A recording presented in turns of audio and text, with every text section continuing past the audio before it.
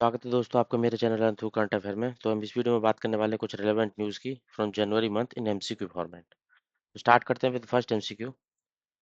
Recent मतलब जनवरी month में name of the Pakistan first fully indigenously earth observation satellite. मतलब जनवरी month के अंदर पाकिस्तान ने एक खुद से बनाई हुई एक अर्थ ऑब्जर्वेशन सैटेलाइट लॉन्च की गई। तो उसका नाम ये क्वेश्चन जानने की कोशिश कर रहा है। तो उसका नाम था PRSC-01। सैटेलाइट का नाम था PRSC-01। तो इसका फुल फॉर्म क्या होगा? उसका होगा फुल फॉर्म होगा Pakistan remote sensing earth observation satellite. Pakistan remote sensing earth observation satellite PRSC-E01। तो इसको बनाया है सुपारको, जो पाकिस्तान की एक स्पेस एजेंसी है, उसने इसको डेवलप किया है। लॉन्च किया गया था इसको चाइना की लॉन्च साइट से, जिक्वेन सैटेलाइट से, और लॉन्चर था इसका लॉन्ग मार्च 2D रॉकेट। ये चाइना के हैं। मतलब अगर न्यूज में लॉन्चर से रिलेटेड क्वेश्चन आते हैं, जैसे कि PSLV अपना इंडिया का, SSLV और ये अपने LMV वगैरह है, तो ये इंडिया से मैच द कॉलम में होंगे। और ये जो लॉन्ग मार्च 2D रॉकेट है ना, ये चाइना का है। तो इस तरीके से मैच द कॉलम भी बन सकता है। बट इस क्वेश्चन से आपको जानने के लिए क्या इंपॉर्टेंट है, पाकिस्तान का first fully indigenous earth observation satellite का नाम है PRSC-E01। इसका फुल फॉर्म है Pakistan remote sensing satellite earth observation 1। और इसको डेवलप किया गया सुपारको, पाकिस्तान की स्पेस एजेंसी है। तो सिग्निफिकेंस क्या है इसका? ये इसका यूज किया जाएगा डिजास्टर प्रोटेक्शन में, एग्रीकल्चर इरिगेशन मॉनिटरिंग में, अर्बन प्लानिंग में, और एनवायरमेंटल रिसोर्स मैपिंग के लिए। मतलब डिपेंडेंसी घट जाती है दूसरी कंट्रीज पे, ऐसा सब जो इंडिजिनियसली डेवलप कर लेते हैं। तो इसको बीट इंडिया और बीट पाकिस्तान, तो उनकी डिपेंडेंसी दूसरी कंट्रीज पर से रिड्यूस होती है और अपना खुद का इंडिजिनियसली टेक्नोलॉजी डेवलप करने में हेल्पफुल रहती है। नेक्स्ट क्वेश्चन है, एक एग्रीमेंट हुआ है to jointly develop an optical transceiver chipset for 6G technology. तो ये किन दो एंटिटीज के बीच में ये एग्रीमेंट हुआ है, क्वेश्चन पूछने की कोशिश कर रहा है। ये एग्रीमेंट हुआ centre for development of telematics and IIT Bombay के बीच में। तो मेन पर्पस क्या होगा इसका? ये मतलब 6G जो वायरलेस टेक्नोलॉजी है ना, उसका रिमोट एरिया तक पहुंचाने के लिए provide last mile connectivity in remote and rural area, जहां पे ऑप्टिकल फाइबर को ले डाउन करना काफी डिफिकल्ट रहता है, उस एरिया में ये हेल्पफुल रहेगी। तो इससे क्या होगा, इनेबल करेगा free speech coherent optical links, crucial technology for high ultra bandwidth 6G। जो 6G टेक्नोलॉजी ना, उसके लिए हाई अल्ट्रा बैंडविड्थ में क्रूशियल टेक्नोलॉजी प्रोवाइड करने में हेल्पफुल रहेगा। और नेक्स्ट क्वेश्चन हो जाता है फेस्टिवल से रिलेटेड। पेड़ा पेडुंगा पंडुगा, एक बिग इसको बिग फेस्टिवल के नाम से भी जाना जाता है। ये एक हार्वेस्ट फेस्टिवल है। तो इसको किस स्टेट के अंदर सेलिब्रेट किया जा रहा है, क्वेश्चन पूछने की कोशिश कर रहा है ये। तो इसको सेलिब्रेट किया जाता है आंध्र प्रदेश के अंदर। आंध्र प्रदेश के अंदर सेलिब्रेट किया जाता है इस फेस्टिवल को, पेड़ा पेंडुगा नाम से जाना जाता है इसको, जिसे बिग फेस्टिवल भी बोलते हैं। तो मतलब ये मनाया जाता है मकर संक्रांति पे। मकर संक्रांति पे इस फेस्टिवल को सेलिब्रेट किया जाता है आंध्र प्रदेश के अंदर। अब मकर संक्रांति के बारे में जान लेते हैं, ये क्या होता है। मकर संक्रांति क्या होता है, जो जो सन होता है ना, उसका ट्रांजिशन ट्रांजिशन फ्रॉम साउथ, मतलब ट्रॉपिक ऑफ कैप्रिकॉर्न से वो मूव करके दोबारा से ट्रॉपिक ऑफ कैंसर की तरफ चलना शुरू करता है, जिसको बोलते हैं उत्तरायण। मतलब उत्तर की तरफ मूवमेंट शुरू हो गई है उसकी, सन की। तो ये क्या करता है, mark the harvest season end beginning of Uttarayan northward movement of sun, उसको मार्क करता है। तो एज पर द मतलब जो एस्ट्रोनॉमी के अकॉर्डिंग तो दिसंबर 21-22 के अराउंड होता है अपना ये उत्तरायण। बट जो हिंदू कैलेंडर है ना, उसमें 14 जनवरी के आसपास मनाया जाता है इसको। हिंदू कैलेंडर में इसको 14 जनवरी के आसपास मनाया जाता है। बट जो mainly as per the astronomical, ये दिसंबर 21-22 के अकॉर्डिंग विंटर सॉलिस्टिस होता है, इसको उत्तरायण बोलते हैं। मतलब उत्तर की तरफ मूवमेंट सन की स्टार्ट हो गई है। और इसमें सेलिब्रेट किया जाता है इसको, मतलब 3 दिन में, जैसे भोगी, पेड़ा बडूंगा और कनुमा, 3 दिन सेलिब्रेट किया जाता है इसको। नेक्स्ट MCQ हो जाता है अपार आईडी से रिलेटेड। अपार आईडी का फुल फॉर्म ये क्वेश्चन पूछने के लिए कोशिश कर रहा है, और किस गवर्नमेंट बॉडी ने उसको लॉन्च किया है, ये पूछना चाह रहा है। तो अपार आईडी का फुल फॉर्म है automated permanent academic account registry launch by ministry of education. ये मिनिस्ट्री ऑफ एजुकेशन के द्वारा, मतलब एक तरीके से स्टूडेंट का आधार कार्ड है। इसमें सारा रिकॉर्ड जो स्टूडेंट्स जो भी मतलब स्कूल लेवल, ग्रेजुएशन लेवल, सारा रिकॉर्ड रखेगा, जो जो उनके सर्टिफिकेशन मिले हैं, जो जो उनके अचीवमेंट्स है, सारा इसके अंदर इसको स्टोर किया जाएगा। तो इसको अपार आईडी का फुल फॉर्म है ऑटोमेटिक परमानेंट और academic account registry launch by ministry of education. एक डिजिटल आईडी पास आईडी है जिसको 12 डिजिट की मतलब होगी ये, और इसको नेशनल एजुकेशन पॉलिसी के अंदर लॉन्च किया गया है। कंपाइल करेगी सारे academic record on one accessible platform, मतलब इस प्लेटफॉर्म पर सारा उसका एकेडमिक रिकॉर्ड मिल जाएगा। इस तरीके की कुछ ये दिखाई देती है एज एन एग्जाम्पल। और इसमें लिंक कराया जाएगा digital tool like academic bank of credits और डिजिटल लॉकर के साथ। उस 12 डिजिट का ये नंबर प्रोवाइड कराया जाएगा स्टूडेंट को। नेक्स्ट है, इसको और किस नाम से भी जाना जाता है? अपार आईडी जिसको नेशनल एजुकेशन पॉलिसी 2020 के अंतर्गत लॉन्च किया गया है, इसको अदर किस नेम से जाना जाता है? ऑल्सो नोन एज, इसको जाना जाता है एजू लॉकर और one nation one ID student ID के नाम से भी इसको जाना जाता है। नेक्स्ट एमसीक्यू हो जाता है 28th कॉमनवेल्थ पार्लियामेंट्री कॉन्फ्रेंस, इसको बोला जाता है conference of speaker and presiding officer in Commonwealth. 2026 में इसको कौन ऑर्गेनाइज करने वाला है, मतलब इसको कौन होस्ट करने वाला है? कौन सी country 28th Commonwealth parliamentary conference को होस्ट करेगी? ये करने वाली है अपनी इंडिया। अब देख लेते हैं ये क्या है। Conference of speaker and presiding officer Commonwealth, जो कॉमनवेल्थ नेशंस की कंट्री है ना, उन सब के स्पीकर और प्रिसाइडिंग ऑफिसर एक जगह इकट्ठे होते हैं और डिस्कस करते हैं। क्या डिस्कस करते हैं? एक तो आपको ये पता होना चाहिए कि ये जो मीटिंग होती है बायएनियल होती है, मतलब 2 साल में एक बार होती है। तो इसमें सारे स्पीकर प्रिसाइडिंग ऑफिसर्स होते हैं, सारे नेशनल पार्लियामेंट कॉन्फ्रेंस के एक साथ इकट्ठे होते हैं। तो लास्ट हुई थी कंपाला युगांडा में, और 28वीं जो 2026 में होने वाली है वो न्यू दिल्ली इंडिया के अंदर होने वाली है। तो इसमें क्या होता है कि जो लीडर्स मिलते हैं ना, जो प्रिसाइडिंग ऑफिसर और पार्लियामेंट्री लीडर्स होते हैं, मिलके अपने एक्सपीरियंस शेयर करते हैं। डेमोक्रेटिक से रिलेटेड इंस्टीट्यूशन को स्ट्रेंथन करने के लिए डिस्कस करते हैं चैलेंज क्या आ रहा है, जैसे एआई, सोशल मीडिया एक्टिविटी और पार्लियामेंट्री एथिक्स, मतलब जो भी चैलेंजेस फेस कर रहे हैं ये पार्लियामेंट्री लीडर्स, उन सबको डिस्कशन होता है और अपने बेस्ट प्रैक्टिस शेयर करते हैं, एक्सपीरियंसेस शेयर करते हैं, जो यही इसका मेन पर्पज होता है। और ये क्वेश्चन पर्सपेक्टिव पॉइंट से ये हम देखेंगे कि ये 2026 का जो इवेंट है ये होने वाला है इंडिया के अंदर। नेक्स्ट एमसीक्यू हो जाता है कि मल्टीपर्पस वेसल उत्कर्ष, जिसका नाम दिया गया है, लॉन्च किया गया है जनवरी 2025 में। उसको किसने डेवलप किया है? ये क्वेश्चन बोला है किसने उसको बनाया है? तो उसको बनाया L N T ship building limited ने उसको डेवलप किया है। इसका मल्टीपर्पज वेसल उत्कर्ष के नाम से इसको जाना जाता है। और ये क्या है कि एक संपर्क क्लास का मल्टीपर्पज वेसल है, मतलब जो पहला वेसल बना है ना मल्टीपर्पज वेसल, उस पहले वेसल का नाम संपर्क समर्थक था। तो समर्थक क्लास का एक वेसल है। अब दूसरे का नाम क्या है? उत्कर्ष। एक बुक लॉन्च की गई है। देखो बुक बुक क्या होंगी, जैसे मतलब हर बुक इंपॉर्टेंट नहीं होगी। बुक वही इंपॉर्टेंट होगी जैसे कि पॉलिटी, हिस्ट्री, या कोई मेजर इवेंट, जैसे कि अपने ये पुलवामा अटैक वगैरह पे लिख दें, और अपने ये अभी मतलब इंडिया पाकिस्तान को लेके, या फिर जम्मू एंड कश्मीर को लेके, या फिर कुछ बड़ा इवेंट किसी मंथ, जैसे पीएम से रिलेटेड, राष्ट्रपति से रिलेटेड, इस तरीके की बुकें इंपॉर्टेंट हो जाती हैं एग्जाम पॉइंट ऑफ व्यू से, जिनका सिग्निफिकेंस होता है, वर्ल्ड वाइड सिग्निफिकेंस होता है, और इंडिया लेवल पर तो बहुत ही मेजर उसका इम्पैक्ट पड़ता है। तो उस तरीके की बुक इंपॉर्टेंट हो जाती है, जैसे कि ये, और एक बुक लिखी गई है parliament power and function and privilege, मतलब ये पार्लियामेंट से रिलेटेड है। तो पॉलिटी पॉइंट ऑफ व्यू से इंपॉर्टेंट बुक काफी इंपॉर्टेंट हो जाती है। तो ये क्वेश्चन पूछने की वजह है इस बुक को लिखा किसने, बस आपको ऑथर, ऐसे क्वेश्चन क्या होता है कि किसने इस बुक को लिखा है और ये बुक किसके अबाउट, मतलब किसके बारे में है। तो क्वेश्चन से पता चला पार्लियामेंट में जो पावर फंक्शन प्रिविलेजेस मिलते हैं लोगों को, उससे रिलेटेड बुक है। इसके ऑथर के बारे में आप जान लोगे तो आपका क्वेश्चन कन्वर्ट हो जाएगा। तो इसका ऑथर है के एस चौहान। के एस चौहान ने इस बुक को लिखा है, parliament power function and privilege. Next MC को जाता है फेस्टिवल से रिलेटेड। देखो फेस्टिवल से भी काफी क्वेश्चन पूछा जाता है, कोई भी किसी भी तरीके का एग्जाम हो, किसी भी तरीके का एग्जाम हो, इस तरीके का क्वेश्चन आता ही आता है।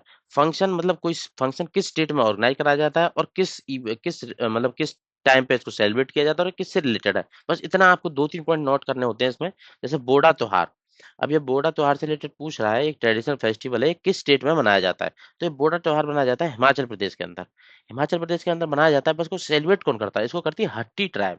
हट्टी ट्राइब, मतलब आपको आपको ये 3 पॉइंट याद होंगे ना, बोडा त्योहार हिमाचल प्रदेश के अंदर ये हट्टी ट्राइब सेलिब्रेट करती है, तो इससे आपका क्वेश्चन कन्वर्ट हो जाएगा।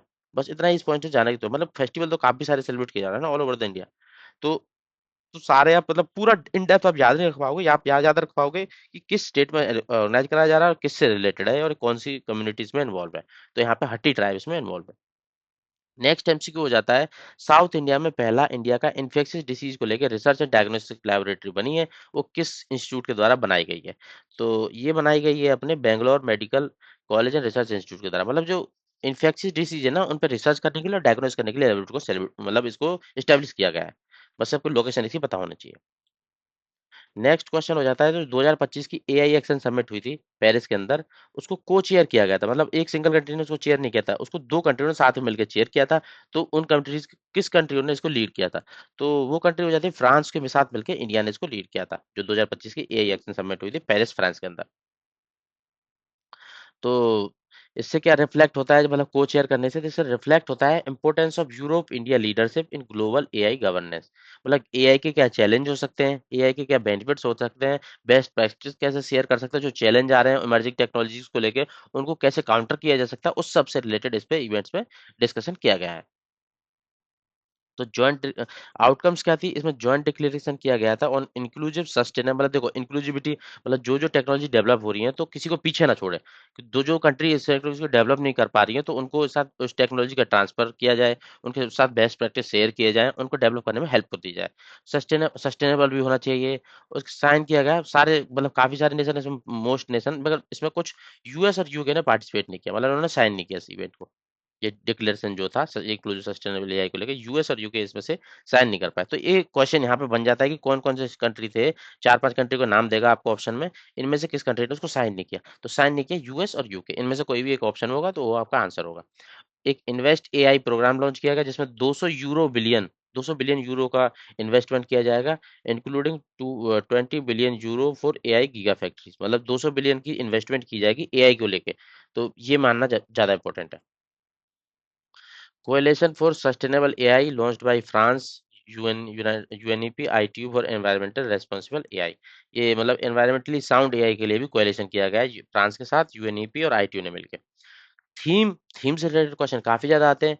थीम क्या थी, moving from AI safety discussion toward AI action. मतलब जो, मतलब थीम थी इस साल की टुवर्ड्स एआई एक्शन। मतलब जो 23 और 24 में जो इसकी समिट्स हुई थी, तो वहां पे एआई पे डिस्कशन हुआ था, एआई की सेफ्टी से रिलेटेड डिस्कशन हुआ था। अभी जो थीम थी एआई को एक्शनेबल फॉर्म में कन्वर्ट करना, focus on development equity and sustainability. तो इस साल की थीम थी एआई एक्शनेबल फॉर्म में। एक योजना लॉन्च की गई है Parth, police army recruitment training and हुनर। इसको जो इसको मतलब जिसमें क्या होगा, ट्रेन किया जाएगा यूथ को for career army police and paramilitary में। तो एक क्वेश्चन क्या होता है कि पार्थ योजना के अंदर किसकी ट्रेनिंग दी जाएगी, आर्मी पुलिस और पैरामिलिट्री से रिलेटेड। तो इसका फुल फॉर्म क्या है, ये भी क्वेश्चन आ सकता है, police army recruitment training and horror. मतलब दो क्वेश्चन कन्वर्ट हो जाते हैं यहाँ से, कि पार्थ योजना के अंदर किस तरीके की ट्रेनिंग दी जाएगी, भाई भी आर्म फोर्सेस से रिलेटेड ट्रेनिंग दी जाएगी, आर्मी पुलिस या पैरामिलिट्री। इसका फुल फॉर्म क्या है, police army recruitment training and honour. अब इसको किस स्टेट ने लॉन्च किया है, क्वेश्चन। इस स्टेट को मतलब इसको लॉन्च किया गया है मध्य प्रदेश के अंदर। इसमें क्या होगा, ट्रेनिंग दी जाएगी प्री लेवल पे, कि आर्मी में आप सिलेक्ट होते हो, मतलब सिलेक्ट होने के लिए प्रायर लेवल पे ही उसको ट्रेनिंग उसको ट्रेन करना। वर्ल्ड हिंदी दिवस, उसकी थीम क्या थी 2025 में, विश्व हिंदी दिवस की? तो उसकी उसकी थीम थी इस साल की एक global voice of unity and cultural pride. 2025 में जो वर्ल्ड हिंदी डे सेलिब्रेट किया गया उसकी थीम इस साल की थी एक global voice of unity and cultural pride, और इसको सेलिब्रेट किया जाता है हर साल 10 जनवरी को। तो 10 जनवरी को वर्ल्ड हिंदी डे सेलिब्रेट किया जाता है हर साल। और ये मार्क करता है anniversary of first world Hindi conference, जो नागपुर इंडिया में 1975 में सेलिब्रेट की गई थी। आपको इतना डेप्थ में जाने की जरूरत नहीं है, आपको जानना है कि वर्ल्ड हिंदी डे 10 जनवरी को मनाया जाता है हर साल। और दूसरा इस साल की थीम एक global voice of unity and cultural pride. शहीद माधो सिंह हाथ खर्च योजना उड़ीसा में जो लॉन्च की गई है, उसका मेन फीचर क्या है, मतलब जो किस तरीके की हाथ खर्च योजना, मतलब हाथ खर्च दिया जाएगा इस योजना के अंतर्गत, जिसको उड़ीसा में लॉन्च किया गया शहीद माधो सिंह के मतलब उसकी एनिवर्सरी पे। तो ये इसमें 5,000 का वन टाइम इंसेंटिव दिया जाएगा, जो एसटी से रिलेटेड स्टूडेंट है, क्लास 9th में एनरोल कर रहे हैं या क्लास 11th में एनरोल कर रहे हैं, उनको 5,000 का एक टाइम का इन्वेस्टमेंट इंसेंटिव दिया जाएगा एसटी स्टूडेंट्स को। और दिया किसके जाएगा, जो S C S T development minority backward classes welfare department, Orissa वाला। नेक्स्ट एमसी हो जाता है जो ऑफिशियल थीम थी इस बार की, भारतीय प्रवासी दिवस, प्रवासी भारतीय दिवस 2025 में, उसके बारे में जाने। इसका थीम था इस साल का Indian diaspora diaspora contribution to Viksit Bharat, इस साल का थीम था। मतलब जो डायस्पोरा का कंट्रीब्यूशन है विकसित भारत में, वो क्या है, इस साल की थीम थी इस साल। तो इसको बनाया जाता है हर साल 9th ऑफ जनवरी को। 9th ऑफ जनवरी को क्यों मनाया जाता है, क्योंकि इसी दिन साउथ अफ्रीका से महात्मा गांधी जी रिटर्न हुए थे। इस साल कहाँ पे मनाया गया? भुवनेश्वर उड़ीसा में मनाया गया। नेक्स्ट एमसीक्यू हो जाता है कि इंडिया का पहला ऑर्गेनिक तरीके से fishery cluster has been launch in which state. ये पहला जो भी हिंट होता है ना, ये भी काफी इंपॉर्टेंट हो जाता है। जो मतलब ऑर्गेनिक मतलब फिशरीज का जो फिश मतलब मत्स्य पालन ऑर्गेनिक तरीके से किस स्टेट में लॉन्च किया गया है, मतलब जो ऑर्गेनिक तरीके से मत्स्य पालन किया जाएगा। तो इस चीज में ना सबसे ज्यादा ये सिक्किम है ना, ये काफी आगे होता है। या तो सिक्किम होगा या केरला होगा। तो केरला इसमें सिक्किम ही आगे है, तो इसका आंसर है सिक्किम। इसमें union ministry of fisheries animal husbandry के अंदर इसको प्रोग्राम को लॉन्च किया गया है कि फिशरी ऑर्गेनिक तरीके से उगाई जाएंगी। नेक्स्ट एमसीक्यू हो जाता है जो क्लाउड एसई के थ्रेट लैंडस्केप रिपोर्ट 2024 की है, उसके अंतर्गत कौन सी दो मोस्ट टारगेटेड कंट्री है साइबर अटैक्स, मतलब किन दो कंट्रीज को ज्यादा साइबर अटैक्स के थ्रू टारगेट किया गया इस रिपोर्ट के अंतर्गत। तो ये थी यूएसए और इंडिया। यूएसए में सबसे ज्यादा टारगेट्स हुए हैं, साइबर अटैक्स हुए हैं, और इंडिया में उससे उसके बाद दूसरे नंबर पे, एज पर क्लाउड एसई के threat landscape report. Next MCQ हो जाता है पंचायत से पार्लियामेंट, मतलब पंचायत में जो ऑलरेडी इलेक्टेड हैं उनको पार्लियामेंट तक लाना, एक इनिशिएटिव लॉन्च किया गया है जनवरी 2025 में। वो क्या है? तो इसमें क्या होगा, जो एसटी वुमेन है ना, इलेक्टेड एसटी वुमेन है पंचायत लेवल पे, उनको पार्लियामेंट तक ले जाने के लिए कुछ एक तरीके से वर्कशॉप टाइप एक टूर प्रोग्राम लॉन्च किया गया है पार्लियामेंट इंस्टीट्यूशन के द्वारा, ताकि उनको एक एक अवेयरनेस मिले और उनको एम्फेसाइज किया जाए, उनको मोटिवेट किया जाए आगे तक आने के लिए। तो ये प्रोग्राम लॉन्च किया गया है, empowering women ST representative from panchayat via workshop and guided tour of parliamentary institution. तो बी ऑप्शन होगा इसका। तो इसमें एसटी वुमेन को क्यों? क्योंकि ये बिरसा मुंडा जी की 150वीं एनिवर्सरी पर इसको प्रोग्राम को ऑर्गेनाइज कराया जाएगा, जो कि एक ट्राइबल लीडर थे। तो एक क्वेश्चन यहाँ से भी आ सकता है कि tribal tribal leader Birsa Munda का कौन सा एनिवर्सरी साल सेलिब्रेट किया गया? अगर आप ओडिशा का पीसीएस दोगे ना, तो वहां पे ये क्वेश्चन आएगा ही आएगा। तो ये 150th एनिवर्सरी था इस बार। तो इसमें क्या किया गया? To empower elected women representative from scheduled tribal panchayat raj by building their understanding of constitutional principle, parliamentary procedure and governance. इसलिए उनके वर्कशॉप ऑर्गेनाइज किया जाएगी, जहाँ पर उनको इस बार नॉलेज दिया जाएगा, एक टूर प्रोग्राम लॉन्च करा जाएगा, जिससे उनको दिखाया जाएगा क्या क्या कैसे कैसे होता है। इसको ज्वाइंटली ऑर्गेनाइज कराया गया था। एक तो नेशनल कमीशन फॉर वुमेन आ गया, लोकसभा का सेक्रेटरीट आ गया, और मिनिस्ट्री ऑफ ट्राइबल अफेयर आ गया। इन तीनों ने इसको ज्वाइंटली ऑर्गेनाइज कराया था। नेक्स्ट एमसीक्यू हो जाता है कि एडिटर और ऑथर, एक बुक है Jammu Kashmir and Ladakh through the ages, मतलब जो एजेस में मतलब कैसे कैसे इसमें चेंजेस आए हैं, उससे जम्मू कश्मीर एंड लद्दाख से उससे रिलेटेड एक बुक लिखी गई है। तो इसके एडिटर और ऑथर के बारे में पूछ रहा है। तो इसके प्रोफेसर रघुवेंद्र तनवर इसके एडिटर एंड ऑथर हैं। और इसको रिलीज किया गया Indian council for historical research के द्वारा।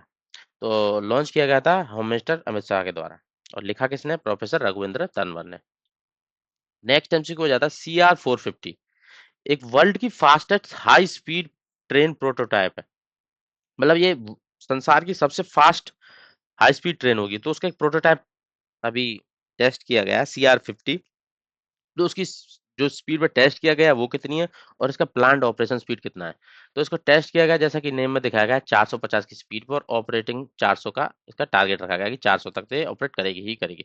इसको बनाया किसने, ये ज्यादा इंपॉर्टेंट है। वर्ल्ड की fastest high speed train CR 450, इसको बनाया चाइना ने।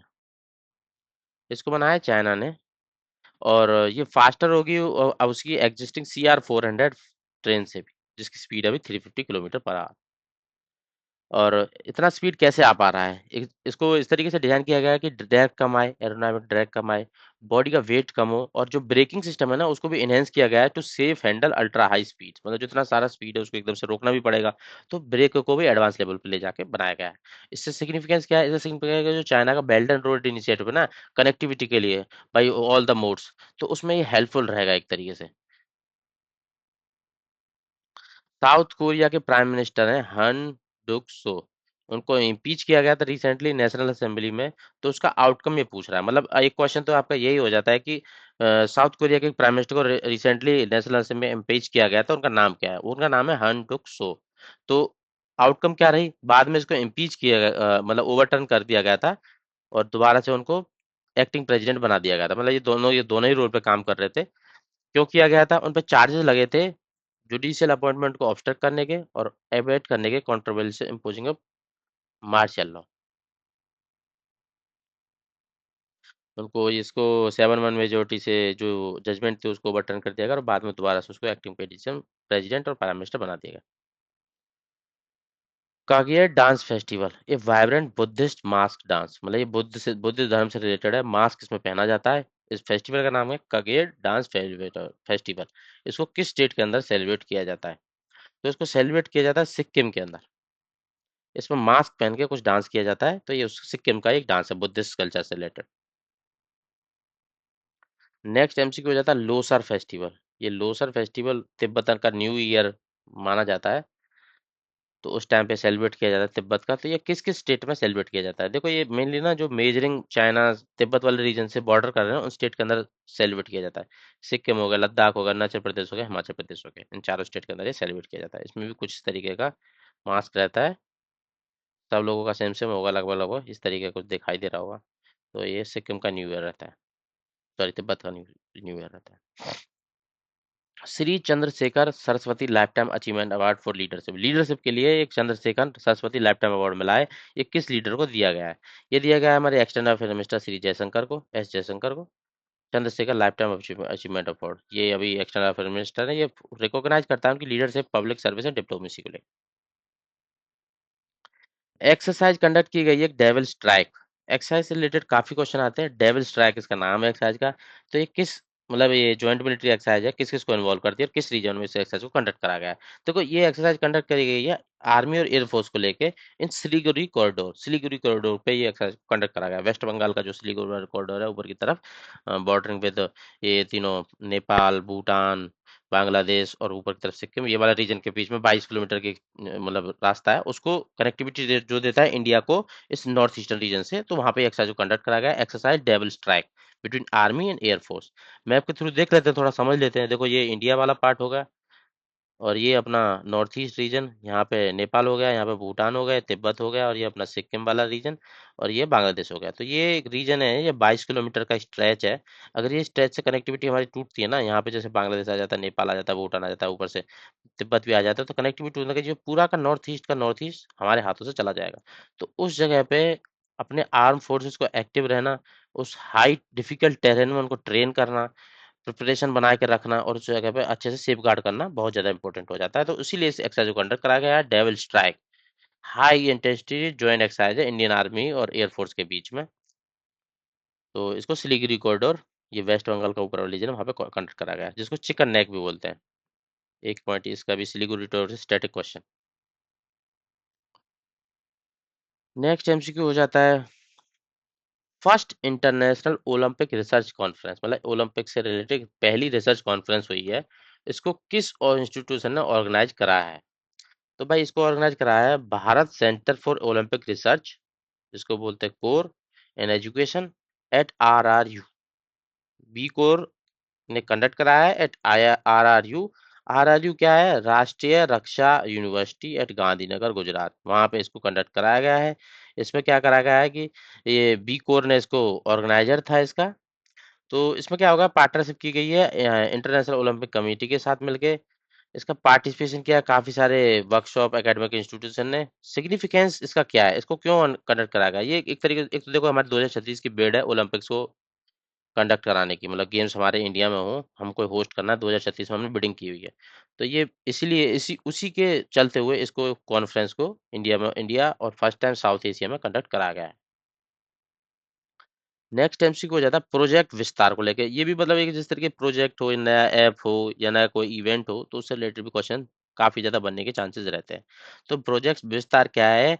इसमें क्या होगा, डिजिटल एग्रीकल्चर एडवाइजरी सर्विसेज, मतलब डिजिटल वे में एग्रीकल्चर से रिलेटेड फार्मर्स को एडवाइस दिया जाएगा कि ये फसल लगाओ, इस टाइम पे सिंचाई करो, इस टाइम पे कटिंग करो, इस टेक्नोलॉजी को इंटीग्रेट करो, इतना ज्यादा खाद डालो, उतना उतना कम मत डालो। उस तरीके से एडवाइस दी जाएगी। एक डिजिटल प्लेटफॉर्म होगा जहाँ पे एग्रीकल्चर से रिलेटेड एडवाइसेस इम्पार्ट की जाएंगी। तो इसका नाम प्रोजेक्ट विस्तार।